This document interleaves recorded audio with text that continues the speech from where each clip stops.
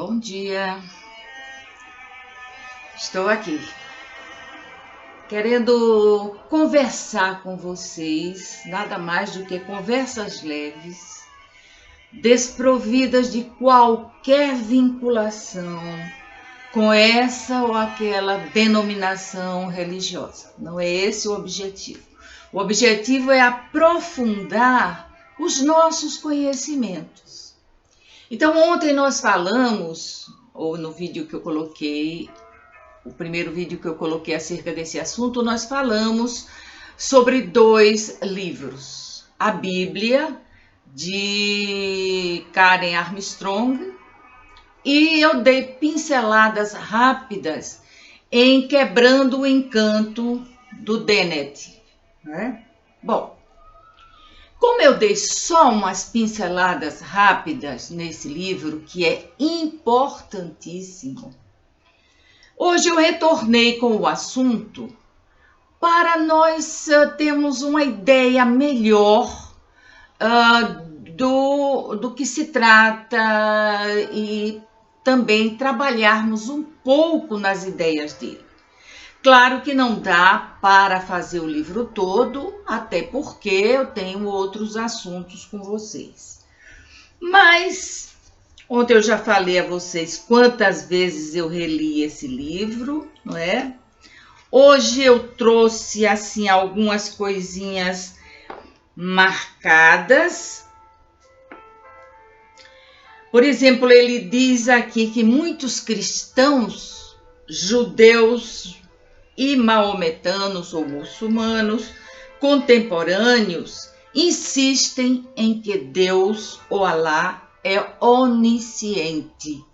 Não tem necessidade como órgãos dos sentidos e, sendo eterno, não age em tempo real. Isso é intrigante, diz Daniel, uma vez que muitos deles continuam a rezar para Deus e esperar que Deus responda suas preces, a expressar gratidão a Deus por ter criado o universo e a usar expressões como o que Deus quer que nós façamos, seja o que Deus quiser. E Deus tem misericórdia de nós. Atos que parecem estar em contradição direta com sua insistência de que Deus, de modo algum, é antropomórfico. Começamos daí nossos conflitos com a ideia de Deus. Conflitos esses que vêm apenas quando você é uma pessoa argumentativa, quando você é uma pessoa que pensa, que não aceita as coisas como elas se apresentam apenas porque está escrito. Nós temos esse hábito de aquilo que está escrito é verdadeiro. Os novos tempos, a nova temporada está mostrando que não é assim. Não é assim. Immanuel Kant disse uma frase muito interessante que eu vou parodiar aqui. Ele disse: para crer, tive que abandonar o saber. Pois eu, Vera Cohen, lhes digo o seguinte: para saber, eu preferi abandonar a fé. Não que esse abandono seja total, mas entre a fé cega e o saber, complementado por fatos e argumentações reais, eu fico com o saber. E prossegue Daniel dizendo o seguinte, e isso aqui para mim serve até como uma advertência muito carinhosa para vocês. Não se ofendam com os assuntos que eu vou tratar aqui. Não tomem logo um lado, não sejam contra logo de cara. Esperem, vamos ouvir, vamos conversar. não é? Isso aqui abrange muita coisa, abrange religiosidade, abrange ceticismo, abrange ateísmo, abrange fanatismo. Vamos conversar. Esse é o modo melhor de nos entendermos.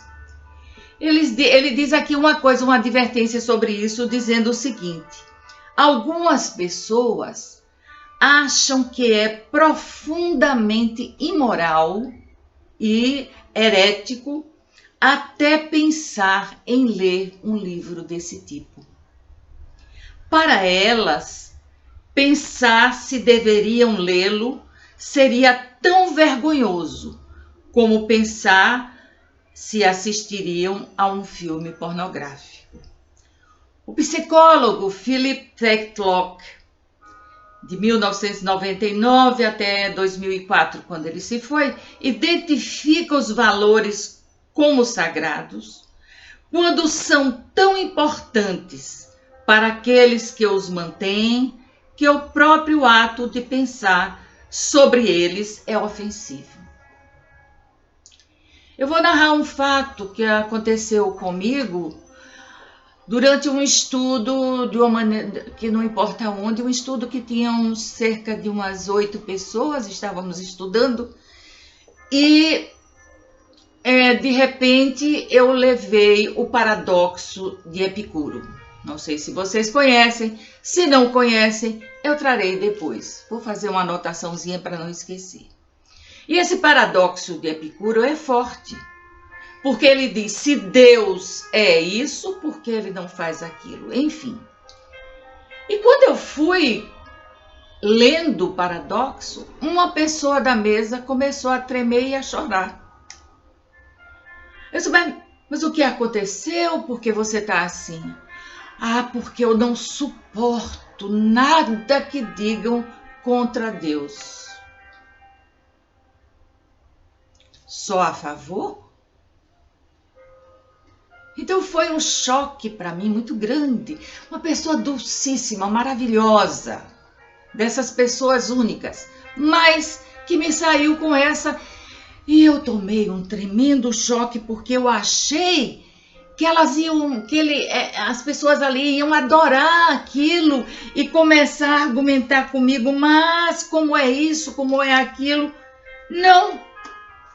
A pessoa ficou chocadíssima. Evidentemente que, em consideração, eu encerrei o paradoxo de Epicuro, que, aliás, eu adoro. Se vocês nunca leram, procurem, porque a internet está cheia deles. Aliás, eu sou epicurista também, viu? É por aí. Então, vejam bem. Continua Dennett, falando que há mais de 200 anos, David Hume, que foi um dos grandes iluministas, um pensador, um cético, ele escreveu um livro chamado Diálogos sobre a Religião Natural, escrito em 1779. E nesse livro ele queria ponderar se haveria algum bom motivo, qualquer motivo científico, podemos dizer, para acreditar em Deus. Vejam que ele não estava desacreditando. Ele estava buscando, talvez até quisesse ser convencido através de provas palpáveis disso. Não adianta nós irmos para aquelas famosas reflexões sobre os atributos de Deus, porque eu lhes pergunto, quem colocou esses atributos? Os homens, portanto, são falíveis. Muito bem. Então, ele dizia que as religiões reveladas, que dependem, a religião revelada que depende das revelações da experiência mística ou de outros caminhos extracientíficos, são passíveis de dúvidas, claro. as experiências místicas ou mediúnicas ou experiências de transe, elas vêm infiltradas com o consciente, o inconsciente do médium ou do místico. Daí que elas são, vamos dizer, preocupantes dentro da questão de crer ou não. Tanto é assim que alguns, como Kardec, anos depois, vai dizer que é preciso conhecer a psicologia do médium para saber até que ponto ele está fazendo uma catarse. Ele não usa essas palavras, usa outras. Mas eles advertem, só que nós passamos batido. Só nos interessa aquilo que nos conforta, aquilo que não nos faz pensar.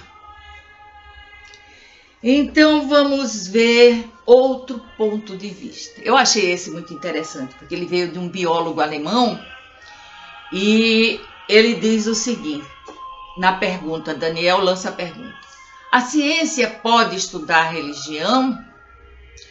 E esse biólogo diz o seguinte: com certeza, do ponto de vista biológico, o homem é um animal, não é? No entanto, é um animal exclusivo, diferindo de todos os outros de tantos modos fundamentais que se justifica uma ciência separada para o homem. Ernest Mayr, no livro O Crescimento do Pensamento Biológico. Então nós vamos procurando e vamos achando pontos de abordagem. Daniel diz que até esse ponto as pesquisas dificilmente têm sido neutras. Primeiro, pela perseguição, pela, vamos dizer assim, a incompreensão que têm sobre determinados assuntos, fecham a mente. Não, eu não vou conversar sobre isso, eu não quero saber isso. É aquela coisa de voltamos a Kant. Para crer, teve que abandonar o saber. Não que ele o abandonasse, mas ao final de pelo menos a crítica da razão religiosa, ele abandona sim. Ele fica com o que está estabelecido, não quebra. Daniel é um pesquisador desses assuntos, então ele diz, nós não abordamos os fenômenos religiosos e os estudamos de forma direta, simplesmente como se fossem fósseis ou grãos de soja num campo. Os pesquisadores tendem a ser respeitosos, deferentes, diplomáticos, hesitantes ou hostis, invasivos ou desdenhosos, como Dawkins, como Hitchens, como Sam Harris, como Michel Onfray. Então ele diz, é impossível ser neutro na abordagem da religião. Uma pena. Porque muitas pessoas encaram a própria neutralidade como hostil. Por mais que o pesquisador traga o assunto de maneira deferente, respeitosa, ainda assim, quando ele expõe um fato de maneira neutra, aquilo é considerado uma ofensa e causa raiva, causa mágoa, causa desdém, causa muita coisa. Olha, eu estou pegando trechos escolhidos a dedo nessa abordagem sobre quebrando o encanto, que é a religião como fenômeno natural. O homem tem tendência à religião. Nós vemos isso desde o começo da humanidade. Adoravam uma pedra, adoravam o trovão, adoravam isso, adoravam aquilo. É uma necessidade porque é uma negação da nossa mortalidade. Se eu acredito em algo, que esse algo pode me ajudar e me tirar de uma situação difícil, eu não estou tão mal assim. Bom, William Masters e Virginia Johnson, que fizeram uma pesquisa intensa sobre a resposta sexual humana, eles dizem o seguinte: então por que os cientistas têm de continuar a ser governados pelo medo? Medo da opinião pública, medo das consequências sociais, medo da intolerância religiosa, medo da pressão política e, acima de tudo, medo do fanatismo e do preconceito, tanto dentro como fora do mundo profissional? Até quando viveremos essa polícia do medo? Até quando teremos medo e receio de mostrar nossa opinião sobre algumas coisas? Claro que sempre respeitando profundamente o pensamento e a fé dos outros. Graças a Deus. Olha aí o graças a Deus. Tá vendo como é automático? Mas eu agradeço aos números, a tudo, por ter uma filosofia de pensamento como o Espiritismo, porque eu sou livre. Eu não tenho nenhuma ameaça de pecado, de inferno, de coisa alguma. E não tenho nenhuma ameaça de céu também, que eu acho a coisa mais tediosa do mundo. Aí aqui Daniel Dennett pergunta: qual é a paga pela religião? Por que a buscamos tanto? E ele diz: mas quais são os benefícios?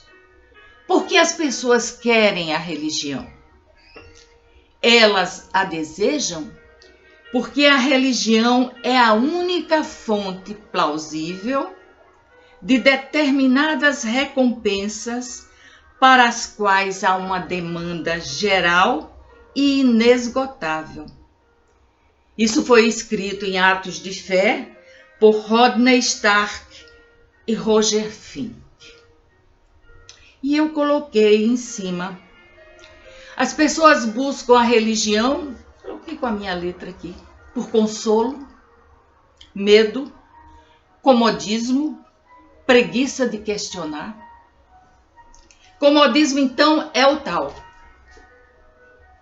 as pessoas não querem pensar.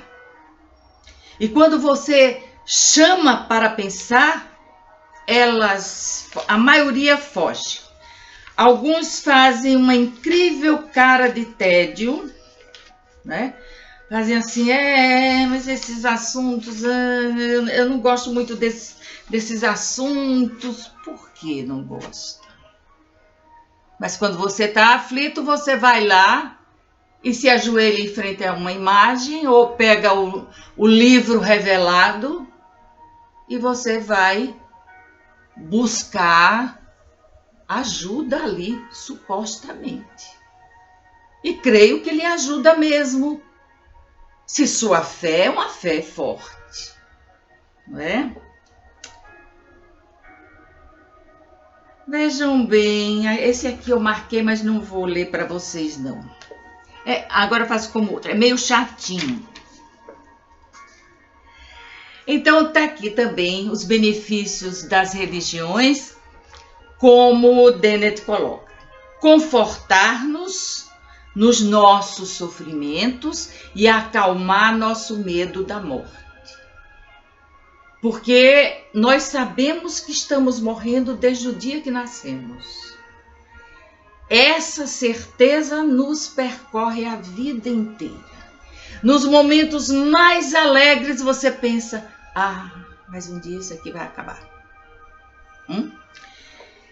E explicar coisas que não conseguimos explicar de outro modo. E, por fim, encorajar a cooperação em grupo diante de problemas, sofrimentos e inimigos. Vamos fazer uma corrente de oração. Vamos vibrar para fulano melhorar. Eu sempre acho incrivelmente interessante como uma observadora do comportamento humano, e eu vi outro dia isso e fiquei pasmada. Em um grupo de WhatsApp, uma pessoa pedindo e agradecendo porque um parente, fulano de tal, escapou, Deus botou a mão em cima de fulano e fulano se livrou da Covid. E os outros 150 mil? Escapou de um acidente, morreram 5. Deus estava com ele. E os outros 5? Então as pessoas não param para pensar nessas coisas. Habituaram-se a ver Deus como provedor, portanto, antropomórfico. Muito bem. Então, eu acho que vou ficar por aqui. Richard Dawkins, que é hostil. Richard Dawkins, quando ele fala nesse assunto, ele não tem papas na língua. E às vezes a gente tem que ser prudente. Eu não estou aqui batalhando pró isso ou contra aquilo, hein, gente? Eu estou estudando com vocês, estimulando vocês a procurarem um livro como este e darem um up em suas vidas. Se você tem medo, não vá. Se você tem preconceito, meu amigo, minha amiga, livre-se disso. Preconceito é uma doença. E uma doença grave, grave, grave. O Dawkins diz o seguinte: o meme para a fé cega garante sua própria perpetuação pelo simples expediente inconsciente de desencorajar a indagação racional. Querem mais? Leiam. Não apenas este. Eu vou trazer sempre um sobre esse assunto, ou quase sempre, conforme for minha vontade, porque eu sou livre. Mas trarei também as consolações da religião. Eu quero mostrar para vocês que eu sou uma livre pensadora e que não há nada errado com o livre pensador. Não há. É libertador. Ontem mesmo, um rapaz muito meigo, muito delicado, me indicou um livro que eu comprei, baixei na Santa Amazon pelo Kindle ilimitado, Azazel, de Yusef Zidan. E comecei a ler ontem mesmo. E que incrível que é! Como ele, tão cheio de pecado, se dirigia ao Deus da fé dele com toda a devoção. Mas, quando eu terminar, converso sobre esse livro. Esse aqui, por exemplo, no princípio, é a tradução que André Schurrack faz da Gênesis, do Gênesis. André Schurrack é uma grande testemunha, estou lendo daqui do livro, uma grande testemunha do século, figura moral universalmente reconhecida e que nos deu uma tradução única da Bíblia. E nos deu em seguida a tradução do Alcorão. Ele é filho de 3 países. Argelino, onde nasceu em 1917, portanto já deve estar bem velhinho, em uma família sefaradi, que é uma das tribos de Israel. Da França, onde fez parte da resistência, antes de se tornar delegado-geral da Aliança Israelita Universal. E de Israel, onde desde 1957 tem trabalhado sem cessar a favor da reaproximação das comunidades espirituais e onde sua obra de poeta, ensaísta e tradutor é testemunha tanto de sua preocupação com o diálogo como do desejo de transpor as barreiras do espírito. Eu devo ter seguramente umas 10 ou 12 Bíblias de tradutores diferentes. Porque eu sei muito bem e ainda escuto aquilo traditor. Porque os tradutores têm que fazer muitas vezes adaptações. Quando eles são religiosos, seja de que é Bíblia hebraica, é Bíblia judaica, é Bíblia protestante, é Bíblia católica, é Bíblia do Rei Jaime, é Bíblia Thompson, é Bíblia de Jerusalém. Tenho todas as que me foram possíveis adquirir. E em nenhuma eu encontrei a fidelidade ao texto que encontro aqui em André Churrac. Eu tenho a coleção inteira dele. Ele traduz e ainda nos faz assim comentários muito bons. Então ele começa no princípio, Bereshit. A primeira palavra da Bíblia é uma palavra deliberada, especialmente criada, cuja riqueza de significados não foi ainda esgotada, mesmo depois de milênios de exegese. Muito bem, não vou conversar hoje sobre esse livro. Deixarei para a próxima, como fiz com Quebrando o Encanto. E agora vou dar um até logo a vocês, porque eu falo muito. E posso cansar e devo cansar. Um abraço muito forte e qualquer hora estamos de volta.